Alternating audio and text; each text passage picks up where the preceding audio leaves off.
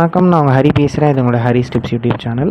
So இன்றைக்கி நம்ம என்ன பார்க்க போகிறோம் அப்படின்னு பார்த்தீங்கன்னா, ஒரு பலன் சொல்ல பயன்படும் ஹெச்டிஎல்டி. ஸோ ஹெச்டிஎல்டி வந்து எப்படி வந்து நீங்கள் யூஸ் பண்ணி பலன் சொல்லலாம் அப்படின்றத வந்து பார்க்கலாம். ஸோ இப்போ இந்த ஜாதக கட்டத்தை வந்து எடுத்துக்கோங்க. ஸோ இப்போ இதில் பாருங்கள், லக்னத்தில் குரு திக்பலத்தில் இருக்கார். அதாவது 7ஆம் அதிபதி லக்னத்தில் திக்பலத்தில் இருக்குது.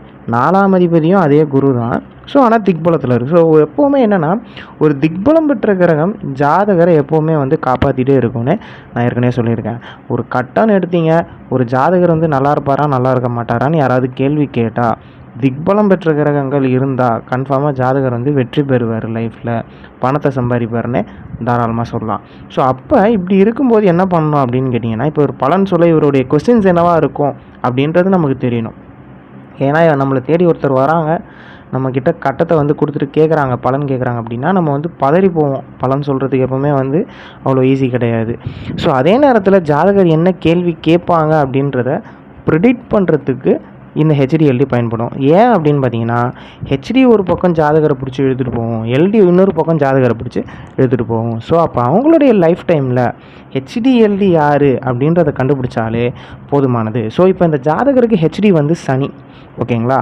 அதே நேரத்தில் எல்டி வந்து செவ்வாய். ஸோ அப்போ ஹெச்டி அப்படின்னும் போது சனி வந்து 28 டிகிரி வாங்கியிருக்கு, செவ்வாய் வந்து ஒரே ஒரு டிகிரி வாங்கியிருக்கு. சனி 28 டிகிரி அப்படின்ற பட்சத்தில் இந்த ஜாதகர் என்ன கொஸ்டின் கேட்டாங்கன்னா, ஃபஸ்ட்டு கொஸ்டினே அவங்க கேட்டது கவர்மெண்ட் ஜாப் கிடைக்குமா, ரெண்டாவது நான் ஜாபுக்கு போயிடலாமா, மூணாவது என்ன கேட்டாங்க அப்படின்னு பார்த்தீங்கன்னா சகோதரத்தை பற்றி கேட்டாங்க. என்னுடைய சகோதரனுடன் உறவு முறை எப்படி இருக்கும்னு கேட்டாங்க. நாலாவது அப்பார்ட்மெண்ட்ஸு, வீடு இது மாதிரியான விஷயத்தில் வந்து கட்டி நான் வந்து பிஸ்னஸ் பண்ணலாமான்னு கேட்டாங்க. ஸோ இவங்க கேட்ட கொஸ்டின்ஸ் எல்லாமே ஹெச்டி அண்ட் எல்டி. ஏன் அப்படின்னு பார்த்தீங்கன்னா, சகோதரம் அப்படின்றது வந்து செவ்வாய், அதே நேரத்தில் வேலை அப்படின்றது வந்து சனி, கவர்மெண்ட் ஜாப் அப்படின்றது வந்து சூரியன் ப்ளஸ் சனி சேர்க்கையும் சேர்த்து குறிக்கும். ஸோ இவங்க கேட்ட விஷயம் எல்லாமே வந்து பார்த்திங்கன்னா சனி சம்மந்தமான விஷயமும், ஓகேங்களா, அதே நேரத்தில் செவ்வாய் சம்மந்தமான விஷயமும் தான் கேட்டுகிட்டே இருந்தாங்க. இல்லை பலன் எப்படி சொன்னேன் அப்படின்னு பார்த்தீங்கன்னா, ஃபஸ்ட்டு சனி வந்து ஹெச்டி. ஸோ தொழிலில் வந்து இவங்க வந்து ஜெயிச்சிருவாங்க, தொழிலில் வந்து ஒரு வந்து யோகம் இருக்குது அப்படின்னு சொல்லியாச்சு. ரெண்டாவது இவங்க கேட்ட கொஸ்டின் வந்து சகோதரம் கேட்டாங்க இல்லையா? ஸோ சகோதரம் அப்படின்னும் போது செவ்வாய் வந்து லோவஸ்ட் டிகிரி, அதே நேரத்தில் கன்னி லக்னத்துக்கு செவ்வாய் 3-8 கண்டிப்பாக நல்லது செய்ய மாட்டார்னு சொல்லியாச்சு. ஸோ செவ்வாய் லோவஸ்ட் டிகிரியாக இருக்கிறதுனால கண்டிப்பாக சகோதரத்தால் காசு பறி போகும் அப்படின்னு சொல்லிட்டேன். அதே நேரத்தில் அந்த செவ்வாய் வந்து நல்லா உன்னிப்பாக கவனித்து பார்த்தீங்க அப்படின்னா நட்சத்திர பரிவர்த்தனையில் இருக்குது. செவ்வாயும் கேதுவும் நட்சத்திர பரிவர்த்தனையாக இருக்குது. ஸோ கண்டிப்பாக நட்சத்திர பரிவர்த்தனை ஆச்சுன்னா அந்த உறவு முறையால் காசு வந்து நிறைய லாஸ் ஆகும்னு சொல்லியாச்சு.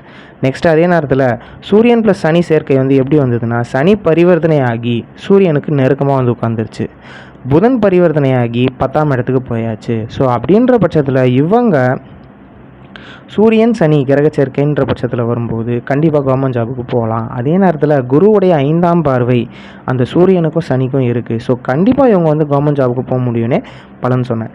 அதே நேரத்தில் கவர்மெண்ட்டுக்கு போகிறதுக்கு 5-10 தொடர்பு ஏற்படணும், ஓகேங்களா? ரூல் வந்து பெரிய ரூல் வந்து 5-10, ஓகேங்களா? அதுக்கப்புறம் 6-10 தொடர்பு, 6-11 தொடர்புலாம் வந்து பெறும்போது கவர்மெண்ட் ஜாப் போக முடியும். 5-10 தொடர்பு ஏற்பட்டால் பெரிய போஸ்ட்டுக்கு போகலாம். ஸோ இவங்களுக்கு வந்து 5-10 தொடர்பு ஏற்பட்டதுனால இவங்க வந்து கவர்மெண்ட் ஜாப் போவாங்கன்னே பலன் வந்து சொல்லியாச்சு. நெக்ஸ்ட்டு அதே நேரத்தில் செவ்வாய் லோவஸ்ட் டிகிரின்ற பட்சத்தில் சகோதரனிடம் எந்த விதமான பேச்சு கூட வச்சுக்கக்கூடாதுன்னே பலன் சொல்லலாம். ஏன் அப்படின்னு பார்த்தீங்கன்னா, செவ்வாய் வந்து த லோவஸ்ட் டிகிரி. இவங்களுக்கு வந்து தன்னுடைய சகோதரன் வந்து டார்ச்சர் பண்ணுறாரு அப்படின்ற விஷயமே இவங்களுக்கு வந்து தெரியல. ஏன் அப்படின்னு பார்த்தீங்கன்னா, அது வந்து எல்டி. சகோதரன்கிட்டே தான் இவங்க வந்து போயிட்டே இருக்காங்க, காசு கொடுக்குறாங்க சகோதரனுக்கு, சகோதரன்கிட்ட ரொம்ப க்ளோஸாக இருக்க ட்ரை பண்ணுறாங்க, இது மாதிரியான விஷயங்கள்லாம் நடக்குது.